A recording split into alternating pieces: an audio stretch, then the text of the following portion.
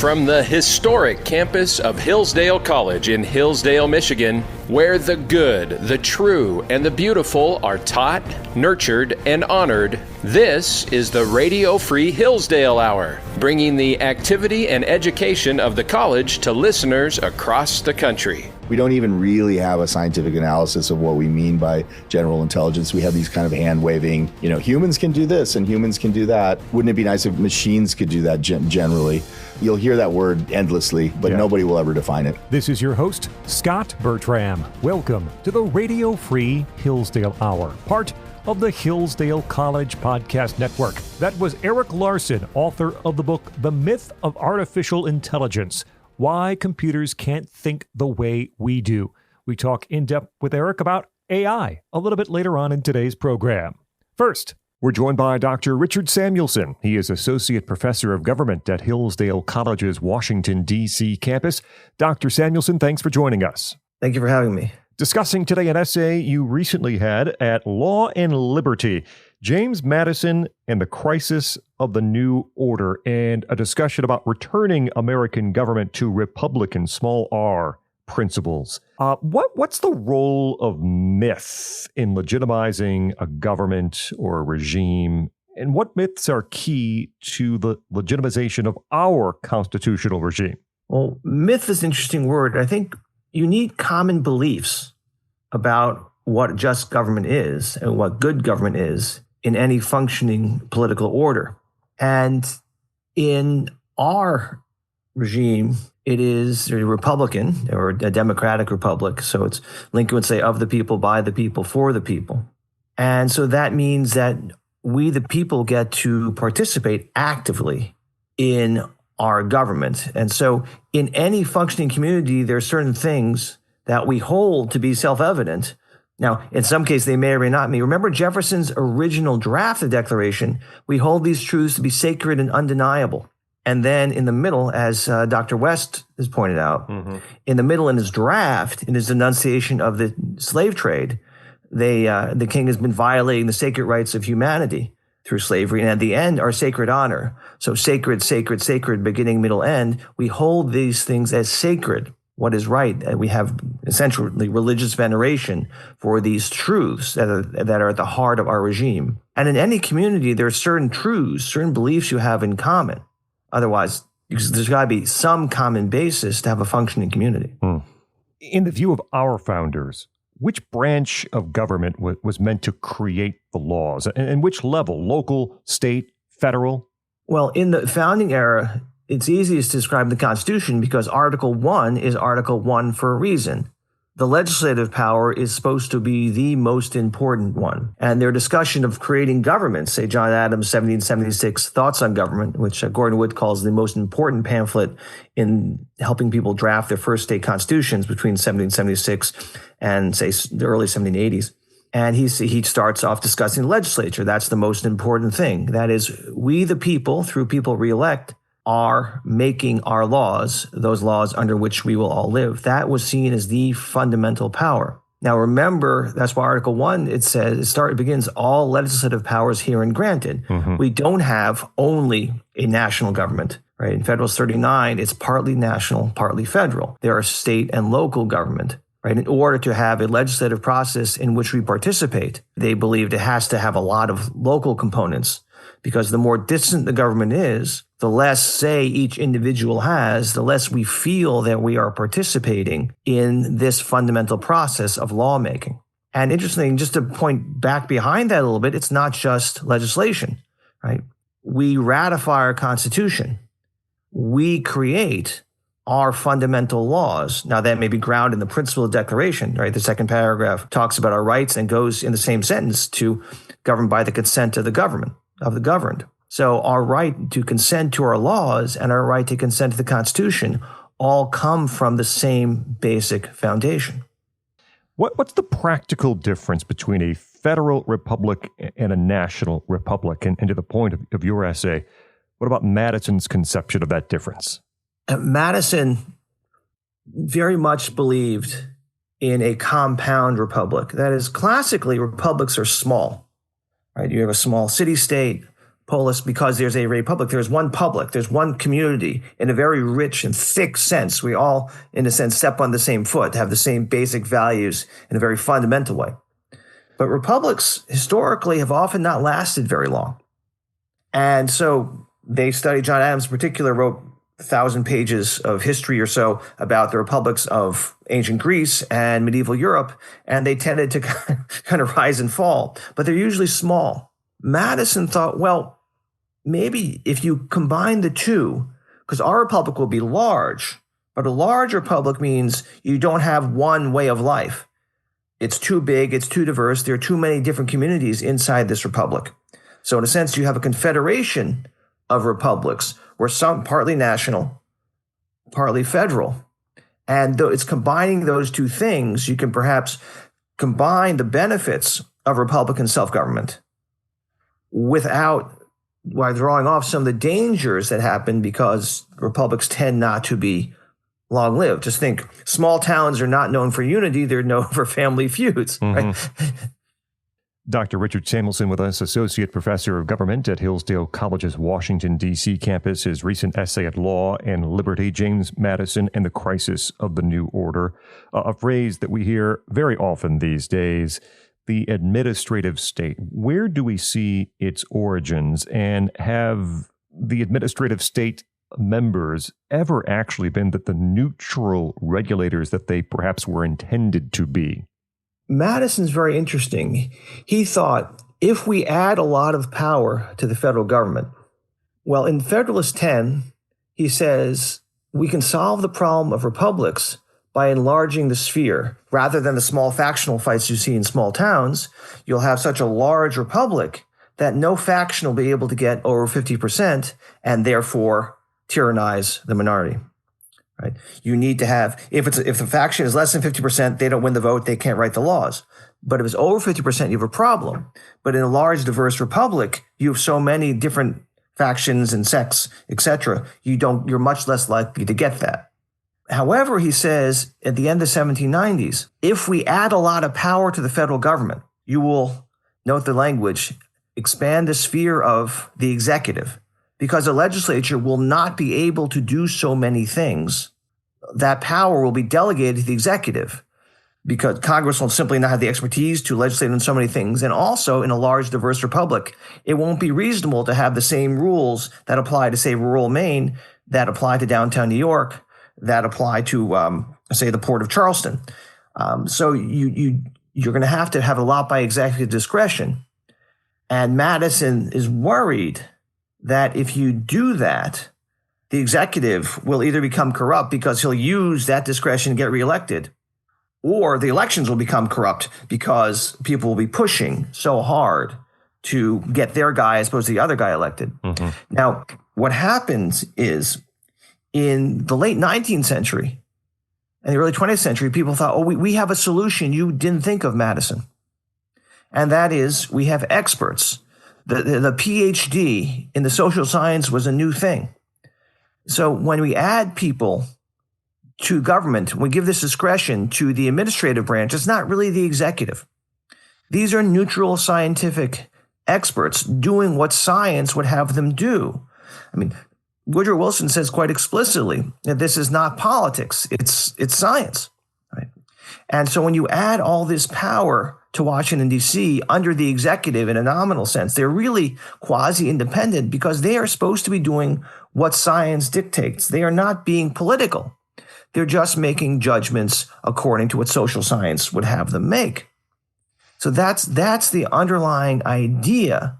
And where is the place of democracy there? Well, in a general way, you have elections for Congress and for president who provide direction. Mm-hmm. But the key feature here is you don't have the problem Madison feared because all this extra power is being done not through the political process.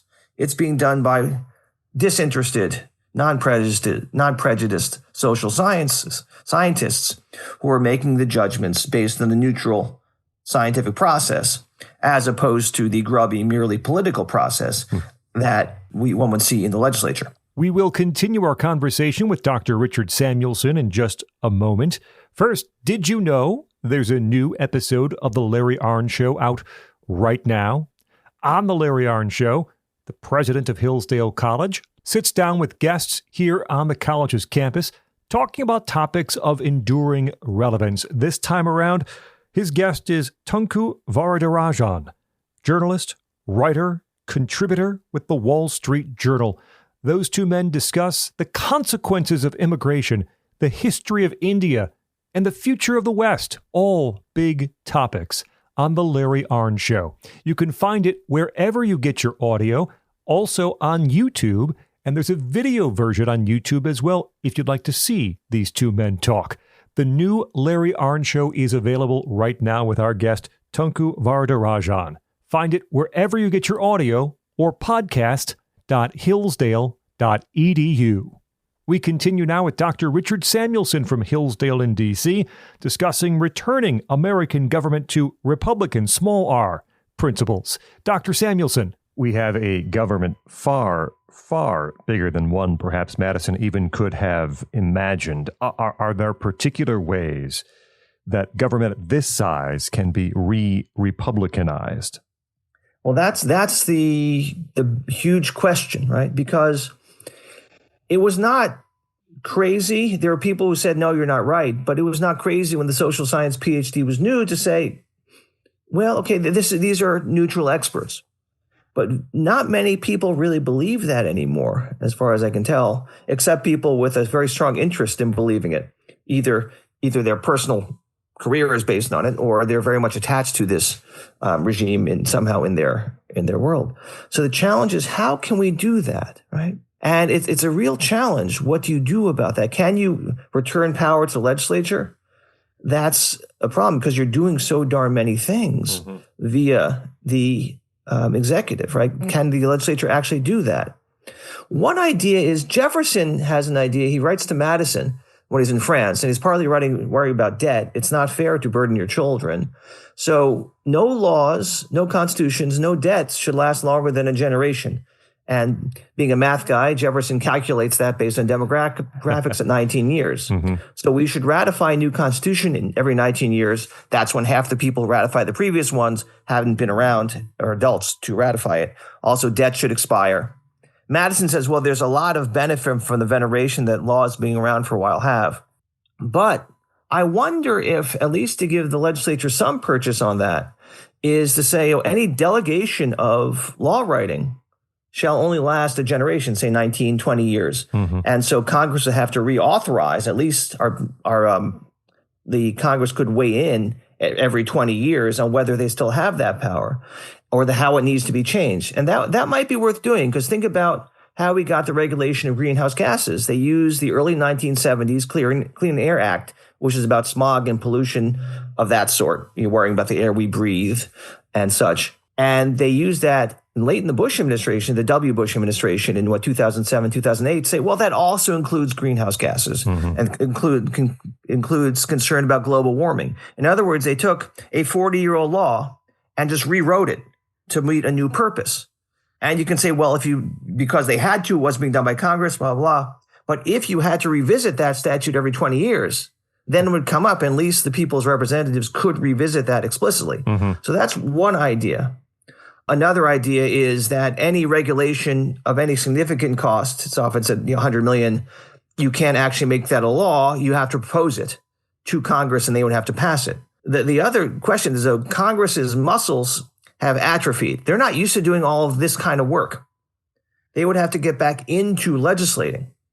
And that itself would be a big transformation for Congress to get back to the sense that their job is to be actively engaged in the details of legislation across the board. They've become much more focused on constituent services, which in some ways is a much easier job to do than to get into the details and know the details and make informed votes across so many issues. Is it at all possible to return to the founders' view of the executive branch without dismantling the federal entitlement programs, the systems of Medicaid, Medicare, Social Security, those? Well, I think there are two different things. Sending checks to people is actually not a big problem from the perspective of separation of powers. There is discretion at the margin, who gets it, who doesn't, for how much. But that is one thing. And it would be better to be closer to the people and we better to have regular votes on how much to give for what kind of thing and how it should be changed in light of changing circumstances. It could still be done, but it's hard. It's hard to take a benefit away once it's been given. Mm-hmm. But the real meat of the problem isn't in the meat of our budget problem. Our debt is in the entitlements, the handouts and entitlements we give. That's also, in a sense, might be bad for the citizenry. Dependency is not good for the soul, as Franklin Roosevelt noted, among others. And so we should try to say, yes, have a safety net, but in general, we should try, that should be a backstop. And we've moved away from that. So maybe to have a robust citizenry, we need to rethink that. And maybe that's too hard to lift politically. But the real problem from the perspective of the administrative state is all the regulatory power that the federal government can use to nudge both universities and they're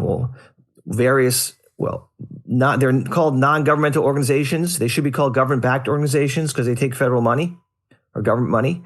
And then huge parts of the private sector. The government there are so many rules, so many regulations. They can play their regulatory hand to change the way the private sector behaves. And then you collapse the distinction between civil society and government. And so what you're doing, in a sense, is you're moving towards the spirit of a small republic where everybody's on the same page, stepping with the same foot.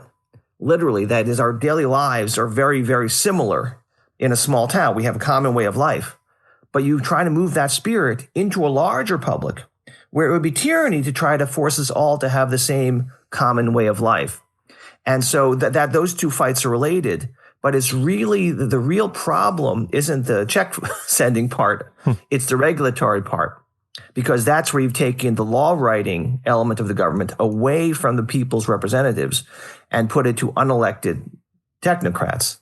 And given back to the question of myth, once people no longer believe they are politically neutral, I think COVID really made a lot of people see that that's a problem, because anytime you have a trade-off between two competing goods, say, which people should you bias towards? The elderly who are more dangerous to COVID, or the youngs need to go to education? That's a political choice. That is not a scientific choice. Right. Trade-off is not a scientific category. It's a judgment. And so people don't believe that those are neutral. And that's where we have a problem. We're stuck with this big administrative state, and we don't believe it's neutral.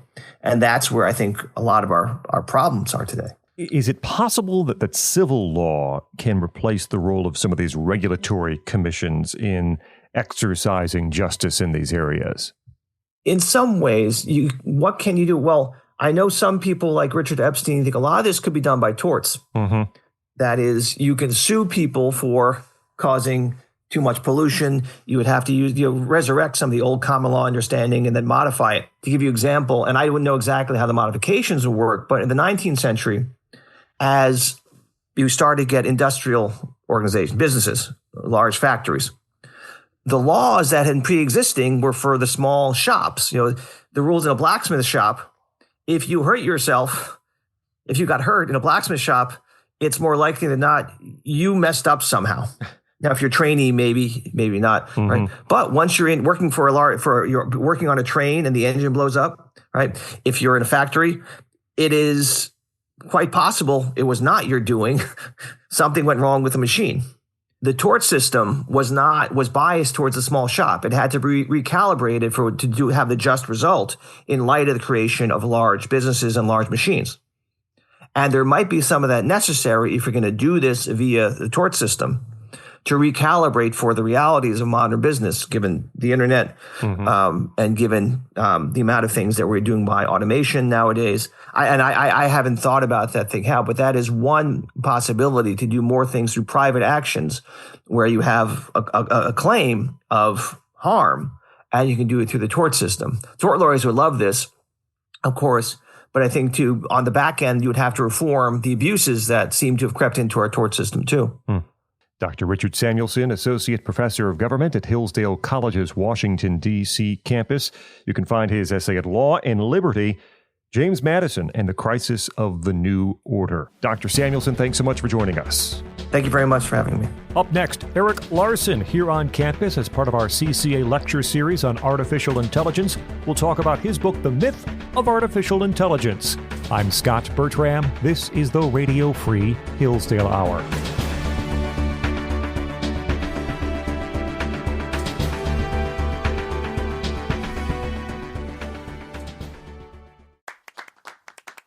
Hillsdale College is a small, Christian, classical liberal arts college that operates independently of government funding. And we want you, or your son or daughter, to apply. At Hillsdale, students grow in heart and mind by studying timeless truths in a supportive community dedicated to the highest things. Hillsdale College costs significantly less than other nationally ranked private liberal arts colleges and receives regular recognition as a best value, and nearly all students receive financial aid. Our robust core curriculum, vibrant student life, and 8-to-1 student-to-faculty ratio make for an education like no other. For more information or to fill out an application, visit hillsdale.edu/info. That's hillsdale.edu/info.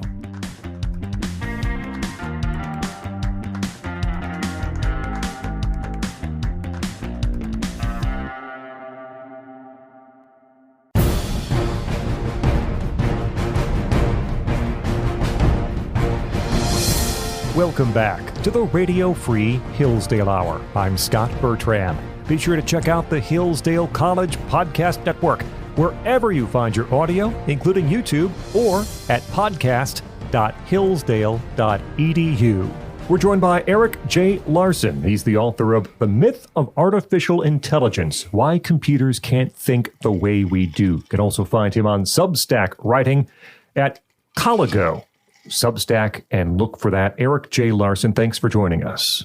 Thanks for having me. Appreciate it. You're here on campus as part of our CCA lecture series on artificial intelligence and talking about that question, why computers can't think the way we do. I want to give listeners sort of an overview first. There is so much discussion about AI, artificial intelligence, what it can do, what it can't do. Is it friendly? Will it be harmful? When we talk about artificial intelligence as this big entity, what exactly do we mean? Right. So the field has a kind of storied history going back to the 50s. I think the original sort of kickoff point was this conference that they had in Dartmouth in 1956. And kind of the smartest guys in math. There was no computer science department back then, but Herb Simon in economics and so on. And people sort of converged and said, we have this new thing, a computer. How do we program it to do things that human minds do? And so it started out from the outset with that really aggressive, kind of ambitious goal of reproducing human cognition. And I think that's still what animates the field, and that's still what's assumed by people. But sort of the backstory is that we're actually not doing that. We are developing really powerful systems, but we're not. That original goal is not actually where we're headed. So there's a lot of confusion around that. I try to clear that up when I write. Mm-hmm. Yeah. There's a couple of camps, right? There are people who are really excited about artificial intelligence and what it can do and how it can help us and make our lives easier. And there's a group that's a little afraid of what AI can do and what it might do to us and what it might mean for humans. Is one of those groups perhaps on the right path? Is there a mixture of emotions we should feel about the advancement of artificial intelligence? Right. So I think, I've called this before dreamy AI, which is this idea that it's going to kind of bring heaven on earth. And fearsome AI, which is this idea that it's going to just ruin everything. That's the kind of Terminator model. I think both of those are kind of imaginative extensions of what's actually a more, quotidian, science of programming computers to draw various conclusions that we need and to analyze data in a way that we find helpful. And so, that whole debate does, for whatever reason, you cannot extirpate that from the discussion about AI. But either one of those scenarios, I think, are more mythology than they are anything that we actually do as computer scientists. And, AI is this interesting field where everybody has an opinion about it. But, and so there's kind of, it's very difficult to kind of draw a circle around AI and say, like, it's just going to be this stuff. And so I'm of two minds. Part of me thinks this is ridiculous. People are worried that the AI is going to come alive and take over, or we're going to upload our brains, in the heaven case. All of this is just based on ideology, and religious impulses and so on, and misplaced in technology. And the other part of me thinks, like, it's a fight that you can't, win. So just let them talk, and the truth sort of comes out over time. So yeah, but both of those scenarios I don't find likely at all, frankly. Talking with Erik J. Larson. He is the author of The Myth of Artificial Intelligence, Why Computers Can't Think the Way We Do. You're a computer scientist as well. You've been in this field for a while, if I'm not mistaken, at one point working for a company that was developing an AI model of its own. Have your views on AI changed from perhaps that point to now? Actually, no. So I started working in the field. I graduated with my master's in December of 99 at the University of Texas at Austin. In January of 2000, I started working at a AI company. It's known as Psycorp. It's good old fashioned AI. It's the old symbolic approach. They've been around forever since the 80s. So I like to joke that I've been, for the entire millennia so far, I've been working in AI. I didn't go the academic route. I've actually worked for companies, Fortune 500 companies. I worked for electronic data systems. I've started two companies, founded one with DARPA funding from the Department of Defense in 2007. I ran that until 2012 and co-founded another one in the education space in 2016. So I've been involved in actually building the systems. But my view about the bigger picture of AI has never fundamentally changed. And in fact, the more that I actually work in a hands-on capacity building these systems, the more I think that the real highfalutin sort of visions about it are silly. And, it's funny. There are some very, very smart people who know the science of the field who also, like Stuart Russell, who also talk about this worry about alignment and so on, which is kind of code for it's going to decide it wants to get out of its, the Terminator problem. Yeah, right? Like the Terminator. Yeah. And so, I don't know, but I've never been particularly swayed by that instinct to attach those kind of broad, conceptual frameworks to this thing that we're doing. But yeah. My background has enabled me to write. I'd like to believe that it's enabled me to write clearly about the topic. So, yeah. The topic of your lecture here at Hillsdale College, part of our CCA lecture series on artificial intelligence, is why computers can't think the way we do. And I read you writing recently and saying machines don't interact dynamically with their environment the way biological intelligence does. That seems to be a big point. Yeah. What does that mean? And how does say AI differ from, I think another article you wrote was, how is AI different from a 5-year-old too? So how does AI not work with their environment in a way that humans do interact with their environments? Right. So probably the easiest entry point into this kind of a discussion is you can ask yourself why language models or large language models like ChatGPT have this kind of amazing ability to interact with us in a conversational capacity. And we can kind of, I call it knowledge resonance, where I know some things, but it has access to more information. And so that back and forth actually results in a net positive for me. But if you take that and go out into the physical world, it thinks that the words on the internet are actually the world itself. So it doesn't think at all. But what I'm saying is that there's this kind of assumption. The designers of that system drew a big circle around the text that humans generated on the web.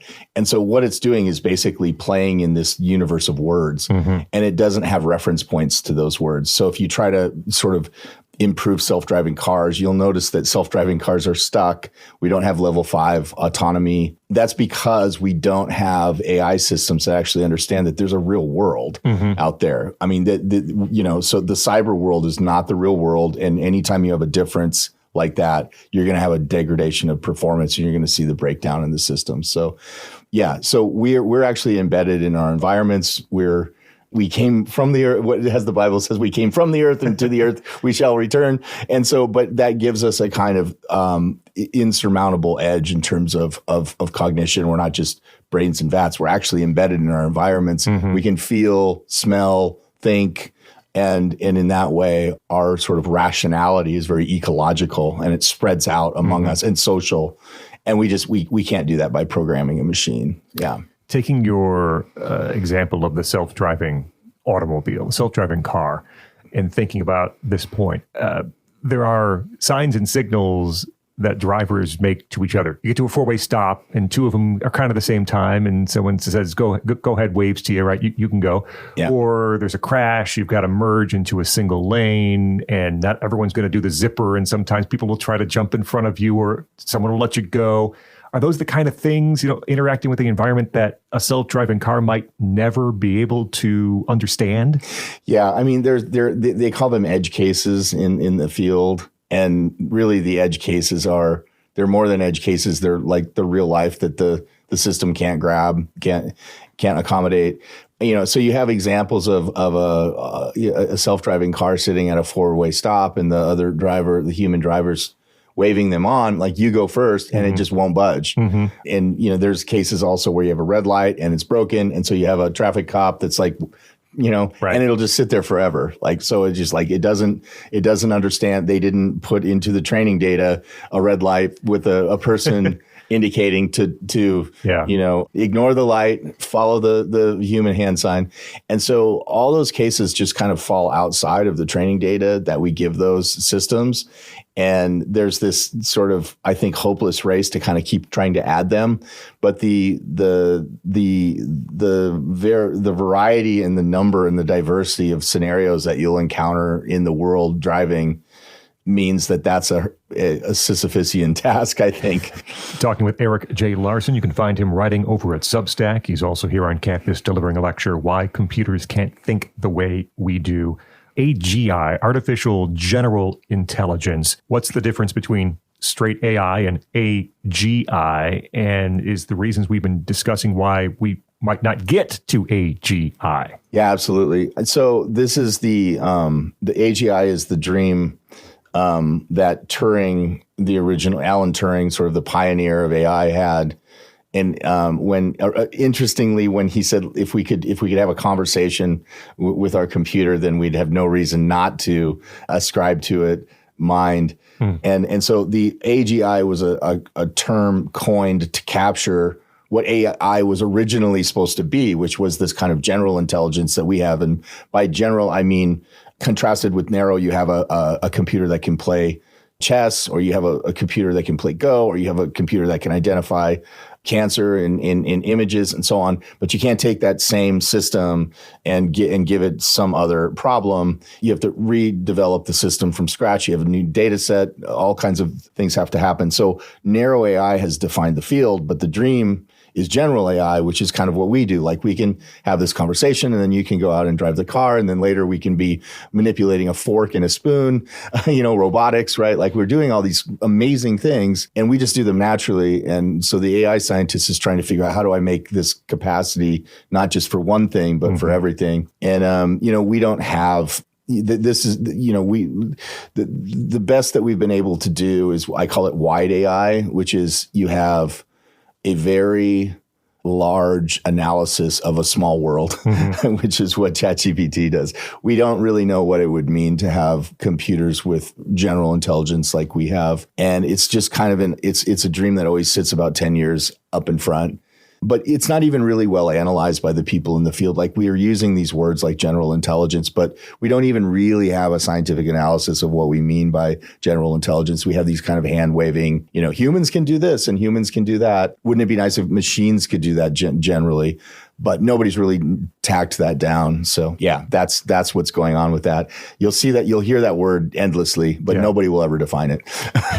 If AGI is not an endpoint or an achievable point for artificial intelligence, what is? Like, what would be a maxing out of its potential? Yeah, I mean, that's a really good question. I think I have a view that we're at this kind of last extension of the machine learning paradigm, which began really decades ago and really kind of went on steroids with the success of the web in the early 2000s. Suddenly we have just volumes of text, audio, video that are available to training. And so, I was in the field when we were using these other machine learning approaches, support vector machines and maximum entropy. We had all these different ways of taking a bunch of data and basically doing something with it. And neural networks kind of didn't work very well. And so what we discovered was if you multiply the amount of data by 10 or by 100, they work really well. And so we had deep learning in the early 2010s. But I think like what we've done now, like to answer your question, how do we get sort of what's the end game? I think what we have now is the end game, and we need a radical new innovation. I don't like what we're doing in the field right now is basically making the large models larger. This is not a fundamental step, right? So I think we've reached this kind of endpoint in machine learning as we understand it. And the power that we got from these models is like amazing, but it's nowhere near what we do as humans. And if we want to try to, and I don't even think it's actually worthwhile to pursue AGI, we can just have children. Like we don't need to be like, what we need is something that's smart in a way that we are not. Right. Like we need a calculator, on steroids. Like we don't need a person complaining and, and so on. Like we already have that. So I don't think that's actually a scientifically laudable goal to get to AGI. But if we're going to do that, we can't just keep going down the same track that we're on. I think we're at the end of this machine learning paradigm. Erik J. Larson with us. Find him writing at Substack. Again, the lecture, Why Computers Can't Think the Way We Do. I want to ask, can computers be creative in the way we are? Meaning there's concern in journalism. You have computers or AI that can write articles and have them published. In the world of music, perhaps in the world of art, creative design, those sorts of things. Can AI be creative in the way that humans are creative? I mean, the short answer is no. And if you look at how large language models work, it becomes fairly obvious. So what we do is we supply a sequence of tokens or words. We call it a prompt. And then we ask it to complete that prompt. So what we're doing is basically setting a domain or a topic basically within which we're going to converse. And, part of this is good. Like you don't want to, talk with another human being and say like, what's the weather like? And they start explaining the price of steel or something like that's not how conversations work. But we always have the ability to sort of incorporate another domain that's not determined by what's been said directly. And the machine actually has to complete that prompt. And so it's very domain constrained in what it does. And that translates to it's not going to be creative. You're not going to have a machine where you start the prompt with Newtonian mechanics and it ends up with special relativity if you did this in 1904 before special relativity came out in 1905, right? So imagine we have this huge conceptualization of the universe and all, and imagine, if you will, that we have these AI systems right before that. There would be no way that they could actually reach that. It's not in the training data and it's not determined by the domain that you've given it for the prompt. So they're very good at they're very good at supplying facts and knowledge and even sort of brainstorming within which the domain that you've specified for them. And I think there's a lot of value in them, frankly, in doing this. I think of them in practical terms. I think of it like we have Google search. Now we have LLMs. Another way to look at what I'm saying about the non-creative limitations.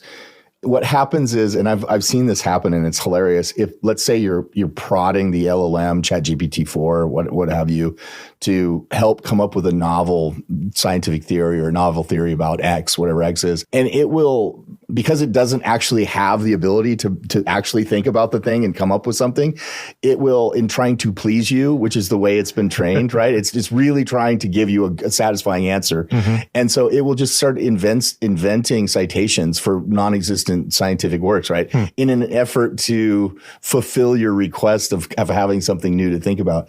So that tells you right there, like when you sort of, push it against the wall and say like, let's innovate, it'll just start inventing stuff. Yeah. It doesn't have any way of doing that. And, that's just not a limitation that we have in principle. Yeah.